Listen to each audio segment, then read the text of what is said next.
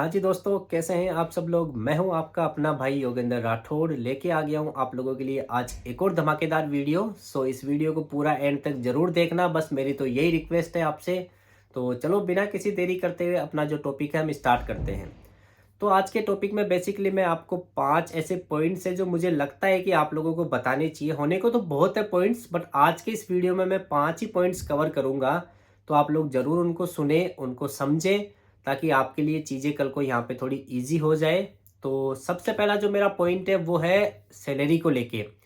क्योंकि हमारा देखो सबसे मेन मोटिव और जो मेन चीज़ तो सैलरी होती है यार। जब हम हमारी फैमिली को छोड़ के आते हैं, हमारी कंट्री को छोड़ के अगर कहीं बाहर जाते हैं, तो उसका मेन रीज़न तो पैसा कमाना ही है। तो हमें ये चीज़ तो माइंड में रखनी ही चाहिए कि हमारी सैलरी क्या होगी, कितनी सेविंग होगी। और वैसे भी मोस्टली आप सब लोगों के यही क्वेश्चंस होते हैं, और ये होने भी चाहिए, नो डाउट। तो मैं आपको आज एक बेसिक बेसिक चीज़ बताने वाला हूँ कि जब आप इंडिया से यहाँ पे आते हो तो ऑफ़र लेटर में आपको आज के टाइम पे जैसे 27 से 28 हज़ार पाउंड का ऑफ़र लेटर आता है ईयरली, मतलब 27 से 28 लाख रुपए आप मान लो। तो आपके ईयरली वो होता है। अब आप मंथली बात करें तो मंथली जो आपका आता है उसमें से आपका एनआई और आपका टैक्स है वो तो कंपलसरी है, वो तो डिडक्ट होगा ही होगा। पेंशन आप पे डिपेंड करता है, अगर आपको ऑप्ट आउट करना है तो आप ऑप्ट आउट कर सकते हो, आपको अगर कंटिन्यू करना है तो आप कंटिन्यू कर सकते हो, वो उसके अलग बेनिफिट है। तो मेरा ऐसा मानना है कि नॉर्मल जो बेसिक एनएचएस की सैलरी है ना, वो आप मान के चलो 2000 पाउंड, मतलब 2 लाख रुपए आप मान के चलो। वो डिपेंड करेगा आप कौन से वार्ड में हो, कौन से एरिया में हो, कितना आपको एक्सपीरियंस है, उसके अकॉर्डिंग आपकी सैलरी ज़्यादा भी होगी। क्योंकि ऐसा नहीं है, मेरे कुछ दोस्त हैं जिनको 3000 3200 पाउंड भी मिलते हैं, कुछ ऐसे जिनको 2000 भी मिलते हैं। मैंने तो डाल रखा है पे स्लिप, आपको सबको पता ही है। तो मेरा अभी जो बताने का जो मोटिव है वो है आपको मिनिमम बेसिक सैलरी बताऊं। उससे ज़्यादा जिसको जितना मिलता है उसके लिए बोनस है। अब मान लो आपके अकाउंट में सारा कुछ डिडक्शन होके 2000 पाउंड आपके अकाउंट में आते हैं, उसमें से अब आप खर्चा निकाल लो। मिनिमम टू मिनिमम यार 500 600, मतलब 50 हज़ार 60 हज़ार रुपये मिनिमम खर्चा होगा। चाहे आप कंट्री साइड रहो, कहीं रहो, किसी भी कोने में यार। लंदन की तो मैं बात ही नहीं कर रहा हूँ।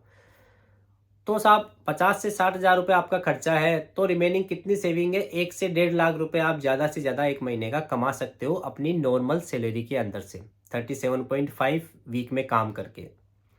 ये इतना आप नॉर्मल है। अब खर्चा डिपेंड करेगा, किसी का ज़्यादा होगा तो उसकी सेविंग कम होगी। हो सकता है आप ऐसे कुछ ऐसे लोग हो जो इससे भी कम खर्चा करके ज़्यादा सेविंग कर सकते हो, तो वो सबका अपना इंडिविजुअल होता है। अब आप बात करोगे कि एक्स्ट्रा काम की, तो मैं भैया इसमें एक्स्ट्रा काम है उसको इंक्लूड नहीं करूँगा। क्योंकि एक्स्ट्रा काम है वो डिपेंड करता है, हर एक बंदे की अपनी अलग कैपेसिटी होती है, अलग उसकी नीड होती है।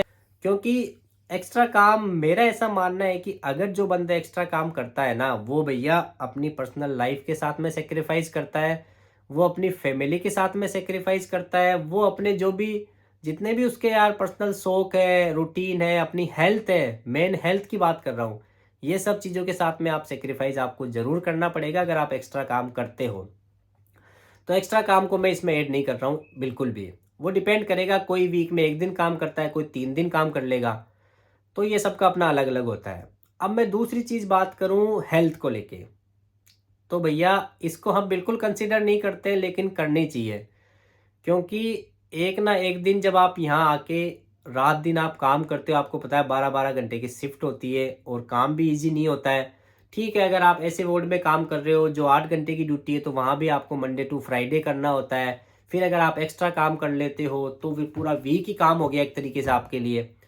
तो हेल्थ इश्यूज़ आपके एक टाइम के बाद में आपको हेल्थ इश्यूज़ होने लग जाते हैं। हेल्थ इश्यूज़ से मतलब क्या है? मैं ये नहीं बोलूँगा कि इंडिया में आपको हेल्थ इश्यूज़ नहीं होते, हम बीमार इंडिया में भी होते हैं। लेकिन इंडिया में हमारे पास में फैमिली होती है, फ्रेंड्स होते हैं, एक अपना अपने लोग होते हैं और अपना सपोर्ट होता है। वहाँ का जो मेडिकल फैसिलिटीज़ है वो ईज़िली हमें अवेलेबल हो जाती है कंपेयर टू यूके। यहाँ पहले बात तो कोई है नहीं आपके साथ में। इवन अगर आपको नॉर्मल जुकाम खांसी फीवर भी हो गया है ना, तो भैया आपको ही उठ के जाना पड़ेगा किचन में पानी गर्म करके और अपने लिए ला के पीना पड़ेगा। खाना आपको खुद को बनाना पड़ेगा। तो ये चीज़ें आपको डेफ़िनेटली यहाँ आने के बाद पता चलेगी यार। ये चीज़ें तभी पता चलती है जब हम एक्सपीरियंस लेते हैं। मेरे को भी पिछले साल भर में ये चीज़ें पता नहीं, लेकिन अभी पिछले कुछ टाइम से मेरे साथ हुआ है, मेरे दोस्तों के साथ हुआ है, तो मुझे ये चीज़ें एक्सपीरियंस हुई है।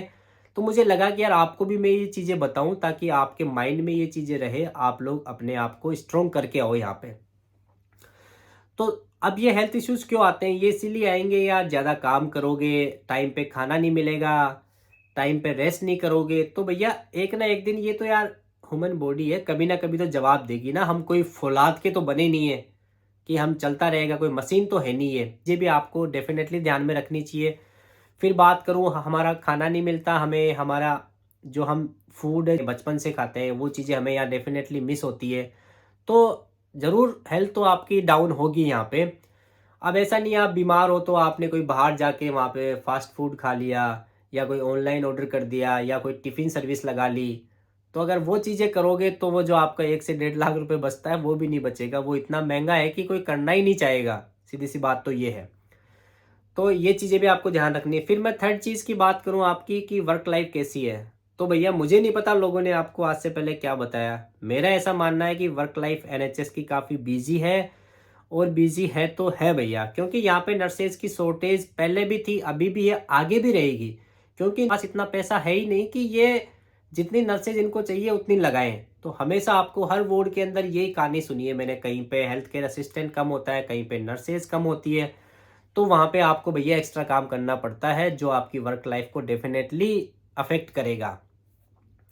दूसरी चीज़ है, इसको आप इंडिया के गवर्नमेंट हॉस्पिटल ही मान लो। बस फ़र्क इतना है, इंडिया में हम उनको इतना सीरियस लेते नहीं है, हम उन चीज़ों को काफ़ी लाइट लेते हैं। लेकिन यहाँ पे भैया आपको पेशेंट केयर को काफ़ी सीरियस लेना पड़ता है और काफ़ी तरीके से करना होता है।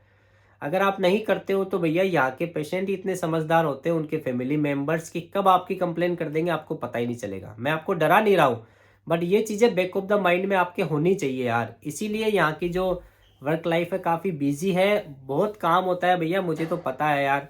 जो लोग, जिन लोगों ने आपको बताया है कि आपको कुछ नहीं करना होता है, बस मेडिकेशन दो, बैठे रहो, डॉक्यूमेंटेशन कर लो, नहीं यार, उसके अलावा हज़ार चीज़ें होती है यार। अगर आप हॉस्पिटल में काम करते हो ना, तो जो आप इंडिया में जो चीज़ें फेस करते हो ना, उसकी डबल यहाँ फेस करोगे, क्योंकि यहाँ का जो हेल्थ इंफ्रास्ट्रक्चर है वो काफ़ी अलग है अपने इंडिया से। यहाँ ये लोग काफ़ी सीरियस है, काफ़ी एजुकेटेड होते हैं यार, तो इनको चीज़ें हमसे ज़्यादा पता होती है, तो हमें और बेटर केयर यहाँ पे देनी होती है। बाकी समझाऊंगा डिटेल में फिर कभी।